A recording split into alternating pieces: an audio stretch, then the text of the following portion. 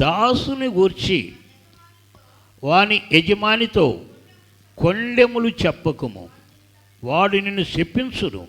ఒకవేళ నీవు శిక్షార్హుడవదు, దేవుని శిక్షకు పాత్రుడు అవుతావు. నీవు ఎప్పుడు కొండెములు చెప్పొద్దు. అది కొండెగాళ్ళు దేవుని శిక్షకు పాత్రులు అవుతారు.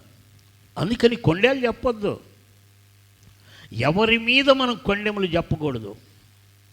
కొండెములు చెప్పాము అంటే, ఇతరుల మీద నెపములు మోపాము అంటే, అనవసరమైన వాటిని కల్పించాము అంటే, ఇతరులకు బాధ కలిగించాము అంటే రేపు దేవుని తీర్పులో ఉంటాం. అది దేవుని పిల్లలుగా మనం నేర్చుకోవాల్సింది. అందుకే నెపములు చెప్పవద్దు. ఎవరిని గురించి కూడా మనము కొండెలు చెప్పకూడదు. భర్త భార్య మీద కానీ, భార్య భర్త మీద కానీ కొండెములు చెప్పకూడదు.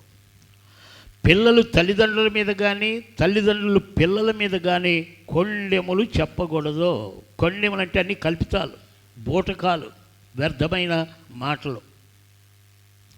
అందుకని అలాంటి వ్యర్థమైన మాటలకు, ఆ పనికిరాని మాటలకు ఇతరుల మీద నెపాలు మోపకండి. ఊరక తప్పు చేసేది ఒకరం, ఆ నెపం మోపేది ఇంకొకరి మీద.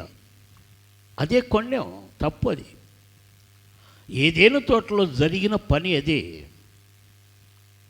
అవ్వ తప్పు చేసింది. తప్పు చేసినప్పుడు ఆదాము కూడా ఆ తప్పిదనం పడ్డాడు. ఆదాము ఎందుకు చేశాడంటే అవ్వ మీద చెప్పాడు. అవ్వ ఏం చెప్పింది?